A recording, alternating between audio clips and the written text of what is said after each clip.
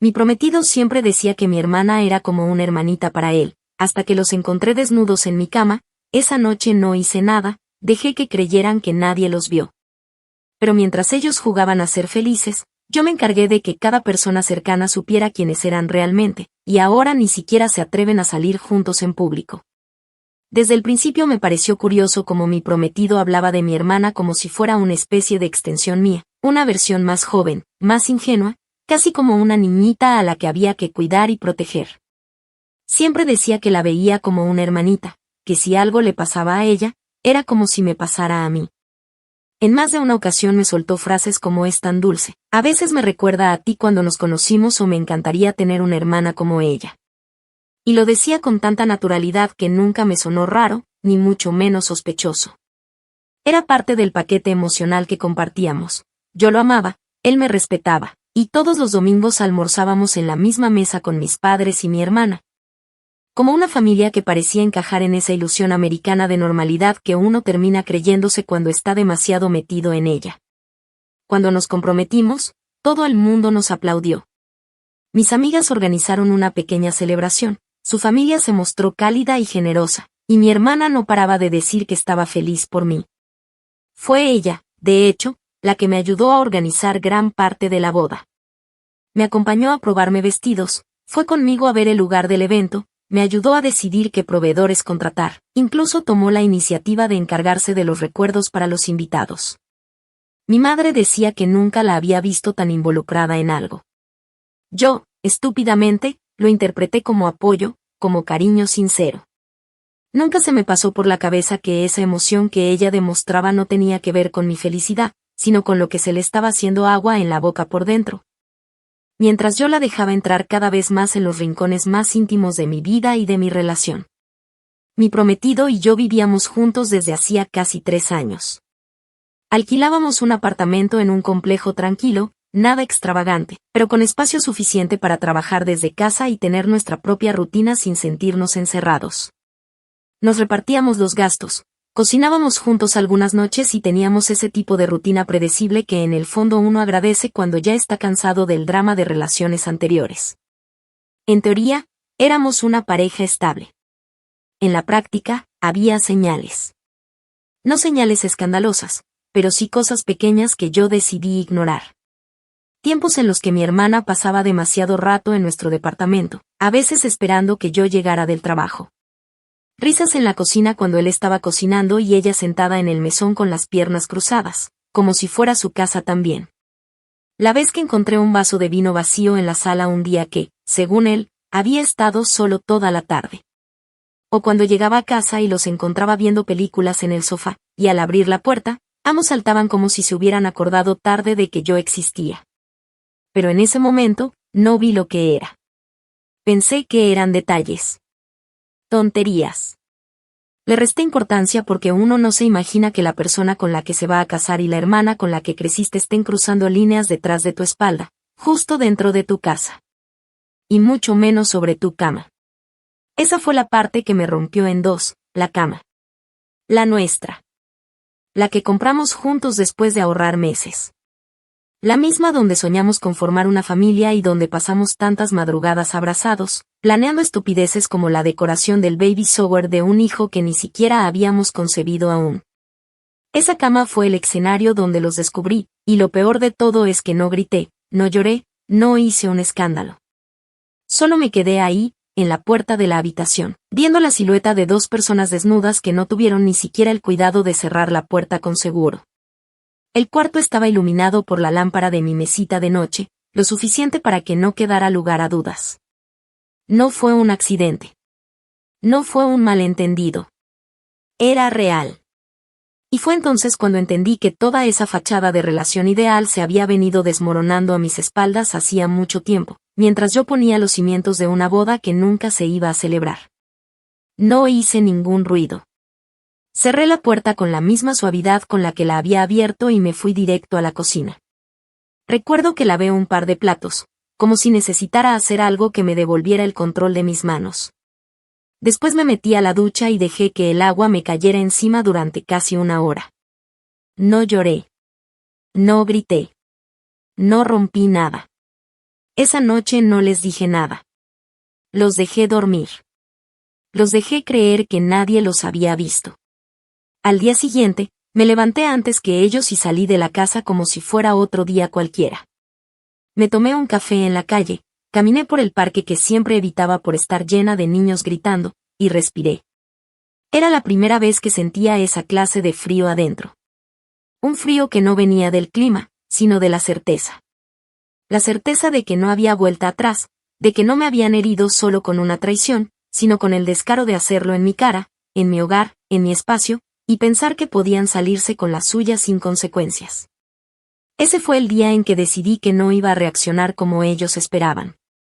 Que no iba a hacer una escena, ni a gritarles en la cara, ni a darles el privilegio de una confrontación emocional. No. Ellos no merecían eso. Ellos merecían otra cosa. Algo más sutil. Más lento. Algo que se fuera colando en sus vidas poco a poco, hasta que los ahogara en silencio.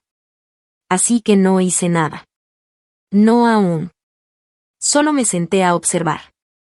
Y mientras ellos jugaban a ser felices, mientras paseaban por la ciudad tomados de la mano pensando que nadie sabía, yo ya había comenzado a sembrar la semilla de su caída.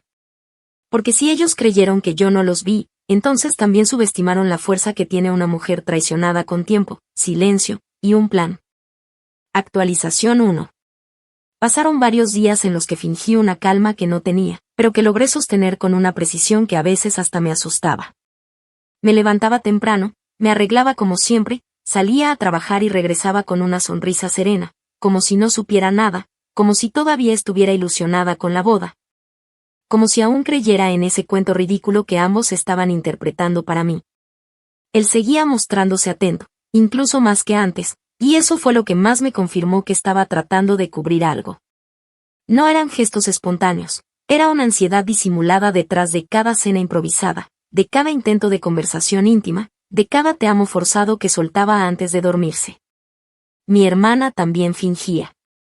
Intentaba evitar quedarse a solas conmigo, pero cuando lo hacía, hablaba con una dulzura empalagosa, como si quisiera recordarme lo buena hermana que era y todo lo que había hecho por mí últimamente. Cada palabra que salía de su boca era una nueva puñalada, y sin embargo yo solo asentía, sonreía, e incluso la abrazaba.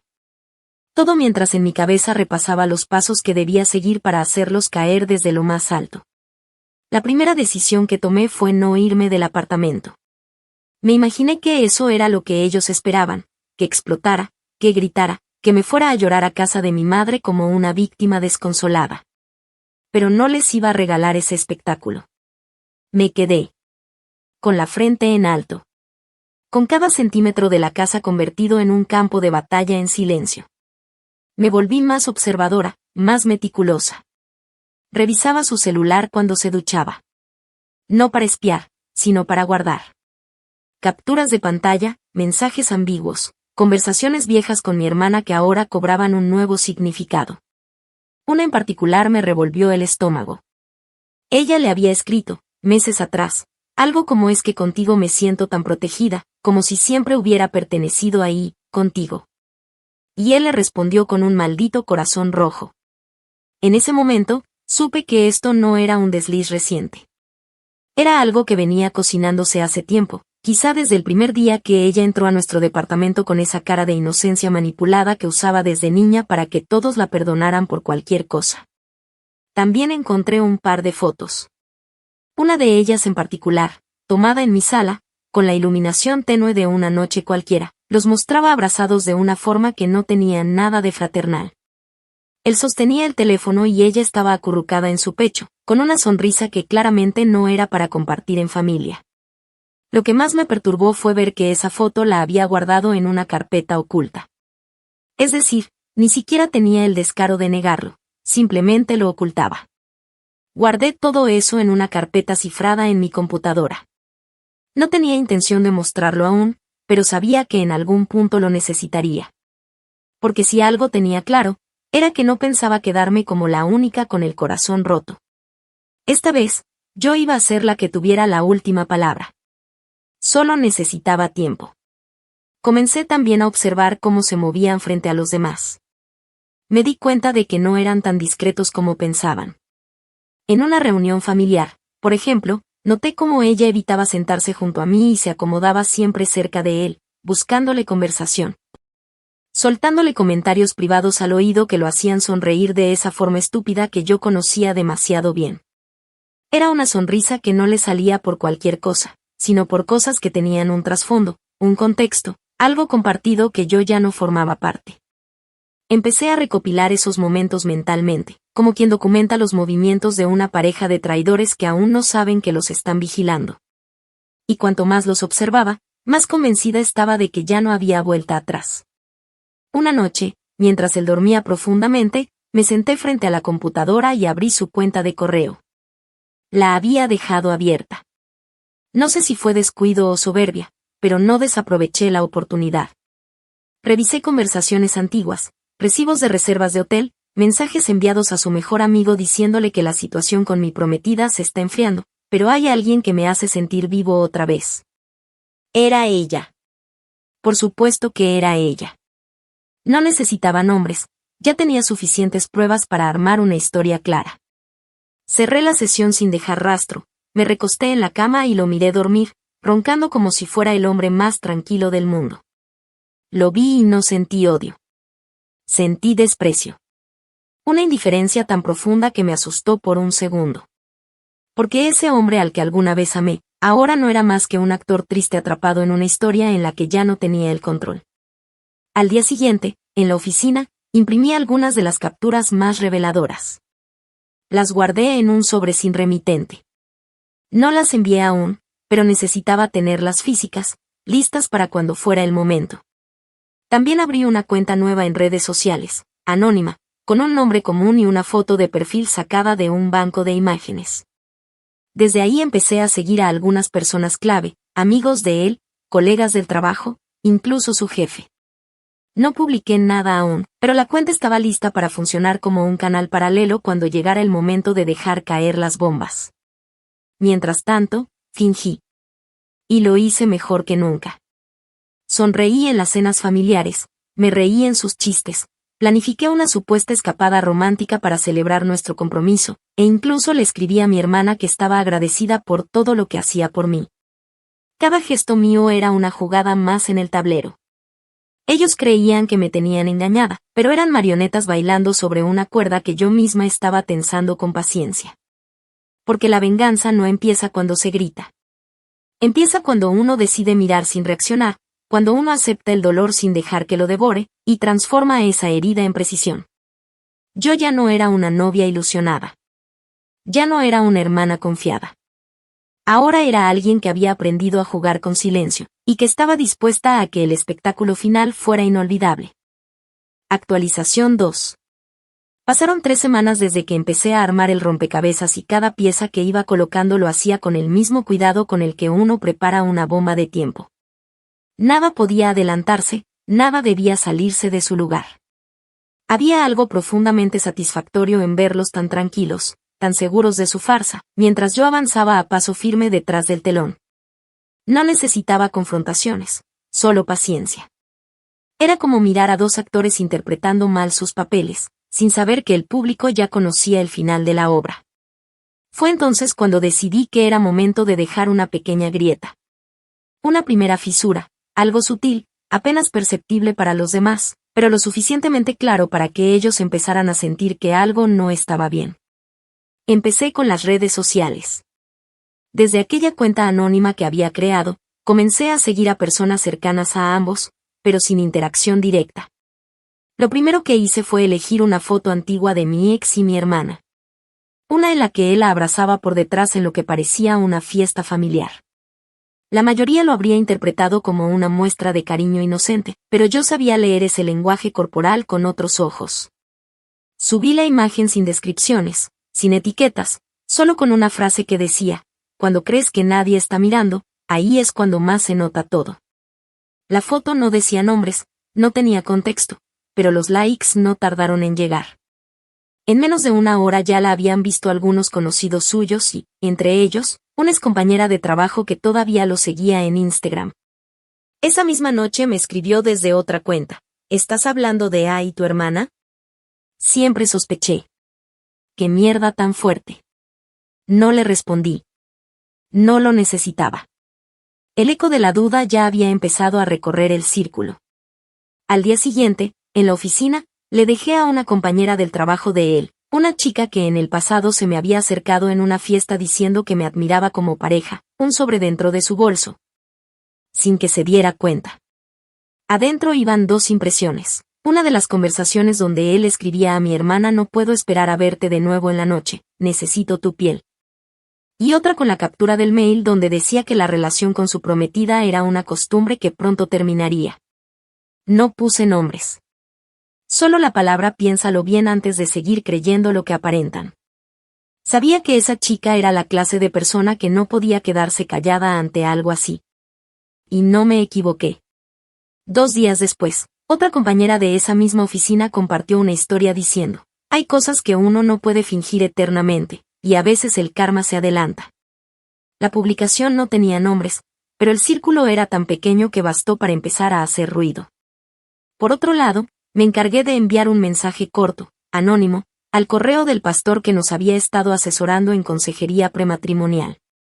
Le escribí algo que apenas abarcaba 3 líneas: revise la integridad de la pareja que está orientando. A veces el compromiso no se rompe por falta de fe, sino por exceso de traición. Puedo probarlo. Adjunté una sola imagen, la misma que había encontrado en su celular, donde él y mi hermana aparecían abrazados en la sala. Esperaba que no respondiera, pero sí lo hizo. Lo que me sorprendió fue la respuesta: lamento profundamente leer esto. Gracias por tener la valentía de compartirlo. Mantendré la discreción que esto merece. Estoy orando por ti. Casi vomito cuando lo leí. No porque me sintiera culpable, sino por lo hipócrita que era todo el mundo en esa comunidad, predicando valores mientras apañaban secretos bajo la alfombra. No necesitaba sus oraciones. Necesitaba que él lo mirara distinto en la próxima sesión. Y así fue. Una semana después, noté que él llegó más serio de lo habitual a casa. Se encerró en el baño por largo rato. Después salió diciendo que había tenido un día difícil. Yo solo asentí, fingiendo que no entendía nada, mientras le servía su cena como si no supiera que lo estaban desarmando por dentro. Mi hermana, en cambio, me escribió ese mismo día. Un mensaje breve, casi nervioso: ¿has notado que la gente está actuando raro últimamente? Le respondí con la cara más tonta que pude poner: ¿en serio? Yo no he notado nada, ¿por qué? Me dijo que una amiga suya le había preguntado si era verdad que estaba saliendo con alguien casado. ¿Puedes creer? ¡Qué falta de respeto! Hay gente que no tiene nada que hacer. Yo solo le puse un wow, qué locura, y la dejé en visto después. No hacía falta más. Empezaba a ceder la base. Lo que más me gustó de todo ese proceso fue cómo la incomodidad los obligaba a acercarse a mí más de lo habitual. Como si, inconscientemente, quisieran asegurarse de que yo no sospechaba nada. Me preguntaban cómo estaba, me ofrecían ayuda con cosas que nunca antes les importaron, incluso me trajeron regalos, como si con eso pudieran tapar lo que ya había comenzado a salir a la superficie. Me hacían preguntas sobre el trabajo, sobre mis planes para la boda, sobre si todavía quería tener la ceremonia en primavera. Respondía con sonrisas, con afirmaciones falsas, con ilusión fingida. Era casi divertido ver cómo buscaban constantemente el reflejo de su engaño en mis ojos, y no encontraban nada. Porque ya no lo buscaban por amor, lo buscaban por miedo. Y eso, para mí, era el primer triunfo real. La última jugada de esa etapa fue con su madre. Una mujer encantadora a los ojos de todos, pero calculadora como pocos. Aproveché que me invitó a su casa una tarde para hablar de la lista de invitados, y llevé conmigo un USB dentro de mi bolso. En un momento en que ella fue a buscar café, lo conecté al computador familiar. Ella usaba una computadora vieja en el escritorio de living. Y copié en una carpeta marcada como Impuestos 2021 3 fotos comprometedoras. 2 de ellos acostados en el sofá, una en la que claramente se ve que no están usando más que una sábana. No necesitaba que ella los descubriera de inmediato. Solo que, en algún momento, haciendo limpieza de archivos, encontrara eso y entendiera por qué su hijo empezó a perder todo lo que tenía. Porque esto ya no era un plan de escape. Era un proceso. Una ejecución silenciosa donde cada grieta era parte de una estructura que yo ya había decidido derrumbar por completo. Y mientras ellos se miraban nerviosos por los pasillos, buscaban culpables en otras personas y evitaban encontrarse a solas con ciertas amistades, yo simplemente me mantenía ahí, cerca, callada, y con todo bajo control. Actualización 3. Había pasado más de un mes desde la primera semilla, y para ese punto ya era evidente que la tensión entre ellos empezaba a salir a la superficie.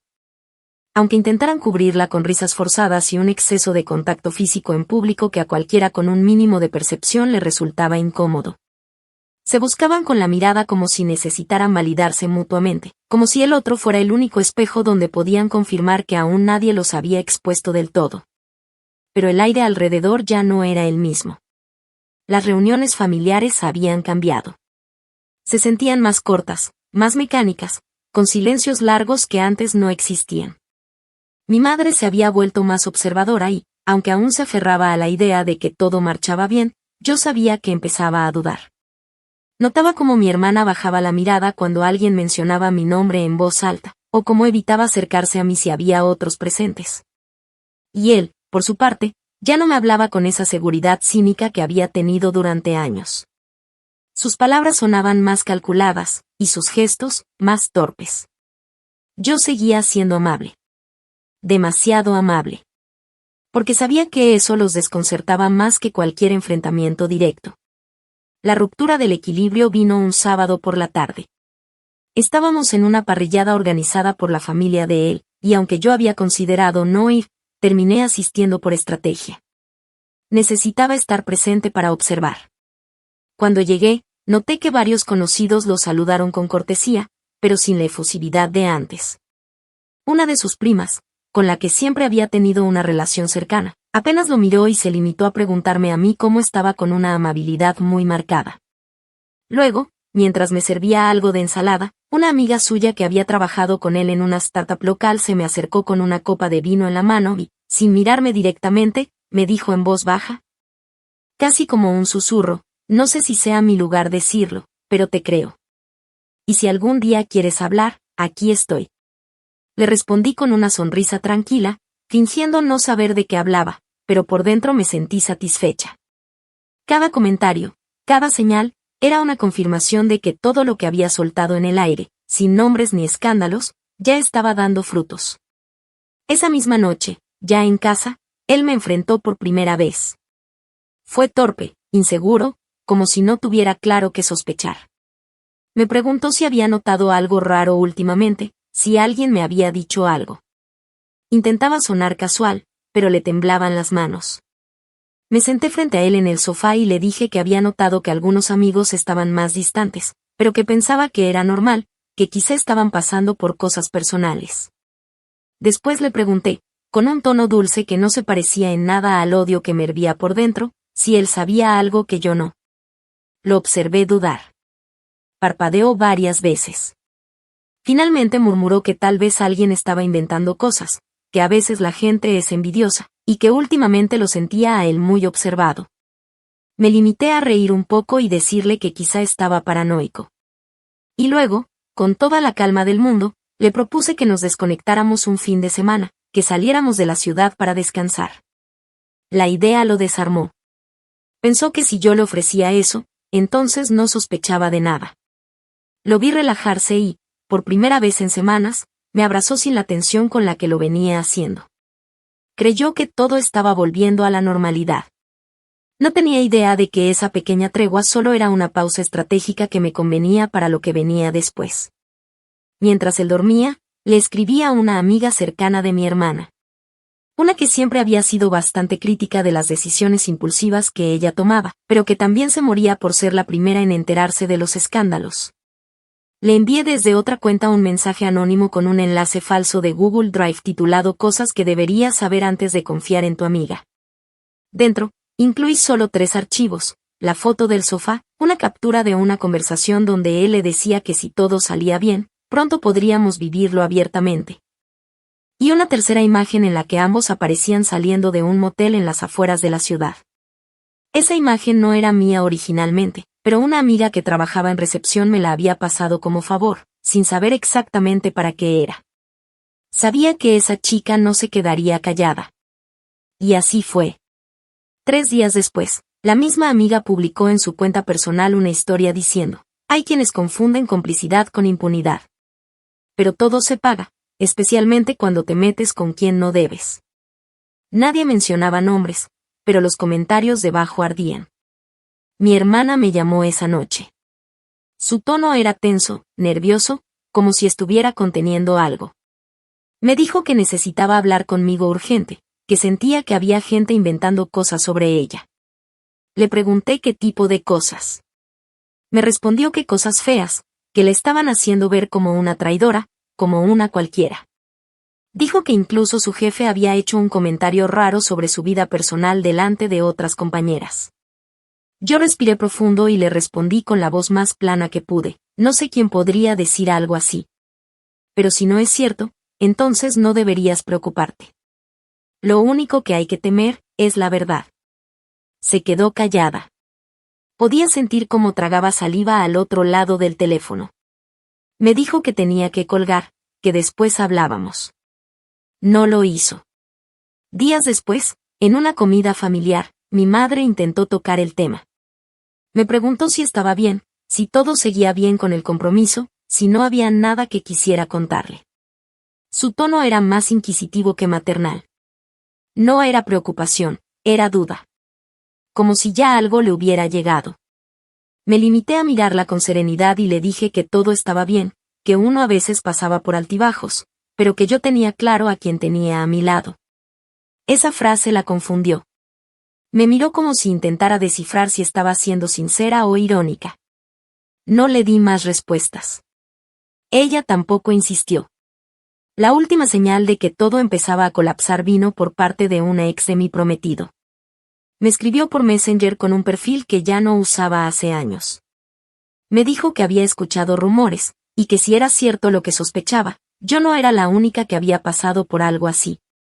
Que él tenía ese patrón de meterse donde no debía y luego hacerse el víctima cuando lo descubrían. Me ofreció café. Dijo que quería contarme cosas. No le respondí aún, pero guardé el mensaje. Porque ya no era solo una historia de venganza. Era una red que se estaba extendiendo sola, una tela de juicio que ya no necesitaba de mi mano directa. Y mientras ellos seguían abrazándose en público con la torpeza de quien intenta aparentar que todo está bien, yo los veía desde lejos, con una calma quirúrgica, sabiendo que cada mirada que recibían, cada saludo incómodo, cada susurro detrás de ellos, era una pieza más de la obra que yo ya había escrito desde el momento en que los vi, juntos, desnudos, en la cama donde prometimos compartir el resto de nuestras vidas. Actualización 4. Pasaron cerca de 2 meses desde que lancé las primeras piezas al aire y lo que comenzó como un rumor vago ya se había transformado en un zumbido constante que los perseguía a todos lados. Lo interesante era que aún no sabían con certeza de dónde venía, lo cual los tenía completamente desquiciados. Lo supe por el comportamiento errático de ambos. Mi prometido ya no dormía como antes. Se quedaba despierto más tiempo del habitual, revisando el celular compulsivamente, contestando mensajes a escondidas, encerrándose en el baño con la excusa de ducharse pero sin abrir el agua hasta 20 minutos después. Empezó a mostrar señales de paranoia, me preguntaba con más frecuencia si yo me sentía cómoda, si había notado algo raro en el ambiente, si no me parecía extraño que algunas personas ya no lo invitaran a reuniones. Le respondía con esa suavidad que solo puede fingir a alguien que ya no siente absolutamente nada. Fingía que yo también lo notaba, que me parecía injusto, que seguramente alguien estaba celoso de lo bien que nos iba. Y él asentía, tragando su propia inseguridad, convenciéndose de que yo aún estaba de su lado, como si toda la verdad que él mismo había sembrado no fuera a terminar por enredársele en la garganta. Mi hermana, por otro lado, colapsaba más rápido. No era como él.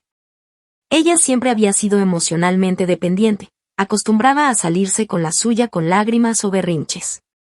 Empezó a dejar de asistir a las reuniones familiares, inventaba excusas para evitar los cumpleaños, se peleó con una de sus amigas más cercanas. Y en su lugar publicó un estado vago pero bastante revelador en redes sociales. Hay personas que no soportan ver felices a los demás, así que inventan cualquier cosa para destruirte. A esa gente solo hay que desearle paz, porque amor ya no tienen. La gente reaccionó con emojis y frases de consuelo, pero yo sabía que lo único que buscaba era validación.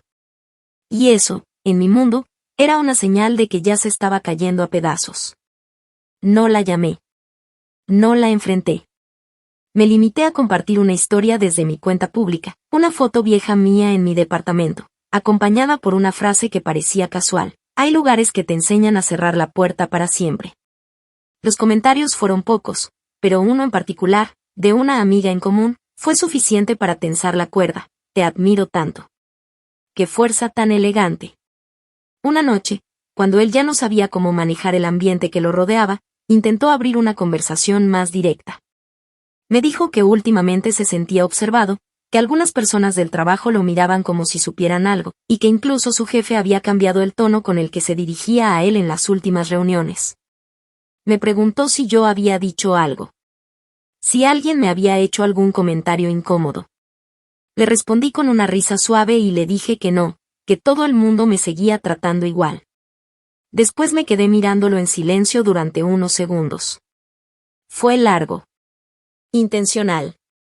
No lo aparté la mirada hasta que él empezó a sentirse incómodo. Entonces le pregunté si había algo que él quisiera contarme, algo que llevara tiempo cargando y que quizá ahora necesitara soltar. Me miró con una mezcla de susto y rabia contenida. Negó con la cabeza y me dijo que no, que todo estaba bien. Me limité a asentir, me levanté del sofá y me fui a la cocina. No volví a mencionar el tema. Pocos días después, me enteré de que una oportunidad de ascenso que él venía esperando desde hacía más de un año se le había esfumado. Alguien del equipo presentó una queja anónima sobre su conducta impropia con mujeres dentro del entorno laboral. La acusación no fue formal, pero bastó para que su nombre fuera tachado de la lista. Me enteré por una de sus compañeras que, sin saber que yo era la autora de la caída, me escribió para decirme: lo que hiciste fue justo. Algunas ya no aguantábamos más. No respondí. Ya ni siquiera tenía que empujar. El efecto dominó se había activado por su propio peso. Mi hermana, al ver que el ambiente se enrarecía, cometió un error que no esperaba, le contó a mi madre. Pero no le dijo toda la verdad. Le vendió una versión patética en la que decía que todo era culpa mía, que yo había malinterpretado su cercanía con él, que me había vuelto loca de celos y que por eso estaba esparciendo rumores para destruirlos. Dijo que ella había tratado de alejarse, que había evitado hablarme para no empeorar las cosas. Lo pintó como una víctima emocional. Una mamá llorando frente a otra mamá. Y mi madre, con ese instinto protector ciego que siempre tuvo con ella, me llamó esa misma tarde. Lo que no esperaba era que yo ya supiera la jugada antes de que sonara el teléfono. Cuando me llamó, fingí estar distraída. Le dije que estaba en el supermercado, que si podía hablar más tarde. Insistió.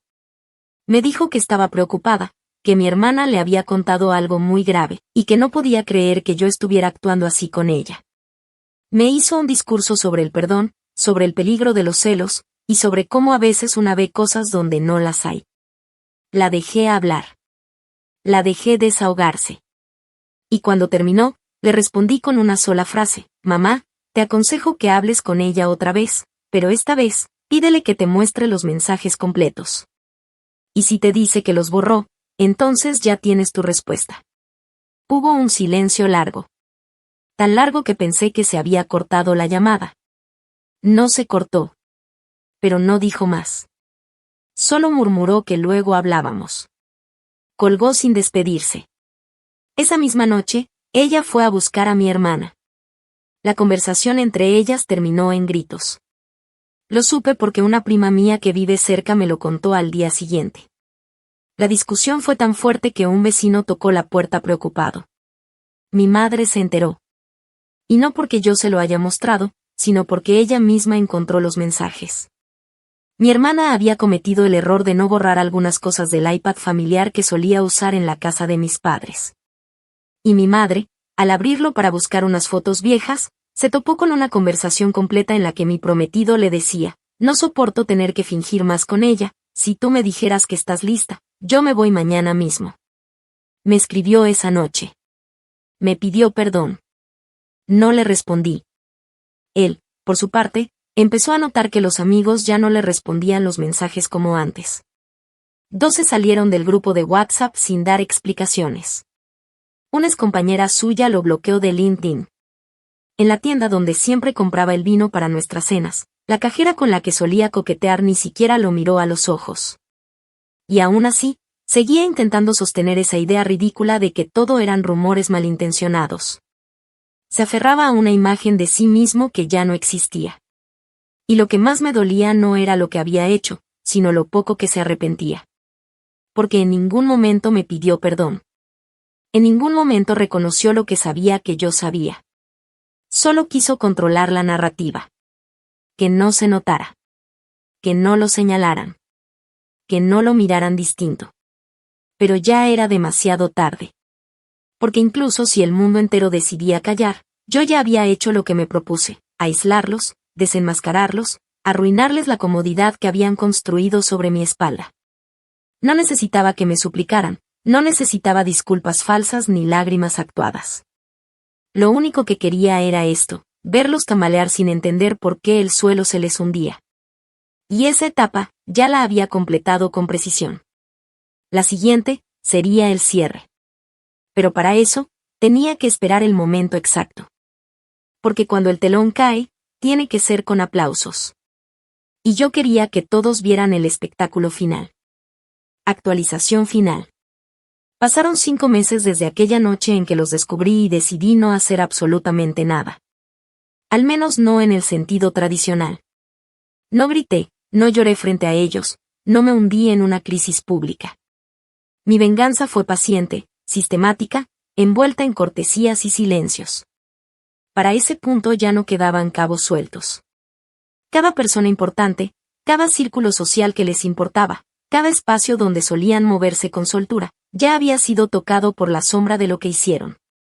No hubo necesidad de mostrarles ninguna prueba. No era yo quien tenía que justificarse. Todo lo que hice fue empujar pequeñas verdades a los lugares correctos y dejar que el resto se encargara de multiplicarlas. Nunca inventé nada. Solo solté lo que ya existía y permití que su propio comportamiento hablara más alto que cualquier discurso. No me fui del apartamento de inmediato. Me quedé lo suficiente como para ver cómo se desmoronaban. Él empezó a dormir en el sofá con la excusa de que tenía problemas de espalda. La verdad era que ya no soportaba compartir el mismo colchón que me había traicionado, incluso cuando seguía fingiendo que todo estaba bien. Comía menos, hablaba menos, y cada tanto revisaba su celular como si esperara encontrar en él alguna señal de que aún tenía el control de algo. No lo decía, pero se notaba que sentía que el aire se le iba cerrando. Un día, sin aviso previo, empezó a empacar sus cosas. Me dijo que necesitaba espacio para pensar. Le respondí que me parecía excelente, que a veces alejarse también era una forma de acercarse a uno mismo.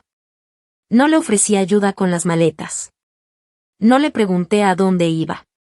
Solo me senté a verlo hacerlo, con la misma tranquilidad con la que uno observa la última escena de una película que ya conoce de memoria. Mi hermana desapareció por completo de los eventos familiares. Mi madre intentó justificarla durante un tiempo, diciendo que estaba estresada por el trabajo, que prefería estar tranquila, que necesitaba un tiempo para sí misma. Pero todos sabíamos que se estaba escondiendo. No se trataba de tristeza. Era vergüenza. Había perdido más de lo que calculó. No solo a mí, que ya no formaba parte de su vida, sino también a muchas amigas que le dieron la espalda en cuanto supieron lo que había hecho. Algunas le dejaron de hablar sin siquiera confrontarla. Otras la borraron de redes. Una incluso la denunció por acoso en el trabajo cuando descubrió que había utilizado una cuenta falsa para vigilar sus movimientos. No sé si esa parte fue cierta, pero cuando me enteré, simplemente sonreí. Al final, el tipo de persona que actúa a escondidas siempre termina devorándose a sí misma. Mi padre nunca me preguntó directamente qué había pasado. Pero un día me invitó a almorzar, en medio de una conversación sobre el clima y el aumento en la gasolina, me dijo que estaba orgulloso de cómo había manejado las cosas. No mencionó a mi hermana ni a mi ex. Solo dijo que no todo el mundo sabe retirarse con dignidad, y que a veces el silencio es más ruidoso que cualquier discurso. Me ofreció un brindis por mi fortaleza. Le respondí con un gracias que encerraba muchas más palabras de las que dije. No necesitábamos hablar del desastre. Lo importante era que yo había salido entera. Y eso ya era suficiente. Con el tiempo, me mudé. Cambié de apartamento, de zona, de paisaje. Empecé a frecuentar otros lugares, conocer otras personas. Me tomé en serio lo de rehacerme, pero no desde el rencor. La rabia se había ido con ellos. Lo que me quedaba era una especie de paz amarga, pero mía. Cada vez que alguien me preguntaba por qué había cancelado la boda, respondía con una sonrisa. No era la persona correcta. Nunca entré en detalles. No era necesario. El rumor ya hablaba solo. Lo más curioso fue cómo, poco a poco, ambos empezaron a volverse fantasmas en los lugares donde antes se sentían reyes. Ella cerró sus redes sociales por completo después de que una publicación anónima, que no vino de mí, apareciera en un foro local contando la historia completa, con nombres modificados, pero detalles que solo quienes los conocían podían identificar. Él cambió de número, bloqueó a media ciudad, y comenzó a trabajar en remoto para una empresa que no le pedía mostrarse demasiado. La última vez que los vi fue en una reunión familiar organizada por una tía lejana que no sabía nada del escándalo. Ambos llegaron juntos, pero se notaba que ya no eran pareja. O al menos no en el sentido romántico. Caminaban uno al lado del otro como dos personas que comparten una condena. Nadie les habló directamente. No hubo abrazos ni gestos cariñosos. Algunos los saludaron con cortesía incómoda. Otros simplemente los ignoraron. Cuando me vieron, bajaron la mirada. No se acercaron. Yo tampoco lo hice. Me senté a conversar con mis primos, me reí con mis tías, disfruté el almuerzo como si ellos no estuvieran ahí. Pero cada tanto, cuando notaba su mirada sobre mí, me aseguraba de sonreír. No con soberbia, sino con la serenidad de quien sabe que ganó sin tener que ensuciarse las manos. Ese día supe que ya no necesitaba hacer nada más. No tenía que hundirlos. Ya estaban hundidos. Y lo mejor de todo era que no podían señalarme. Nunca dije una palabra en público. Nunca los acusé directamente. Nunca enfrenté a nadie frente a una cámara o a un grupo. Solo les quité lo único que tenían, la comodidad de creerse intocables. El resto se derrumbó solo. Y aunque nunca pedí justicia, la vida se encargó de hacerla a su manera. Ahora ni siquiera se atreven a salir juntos en público. Porque no saben quién los mira, quién los juzga, quién los reconoce. Y yo, mientras tanto, sigo caminando libre, sin cargar el peso de lo que me hicieron, porque ellos lo cargan por mí. Y eso, para mí, es el final perfecto. No necesitaba gritar mi dolor. Solo tenía que asegurarme de que cada quien sintiera el suyo. En carne viva. Y por su cuenta.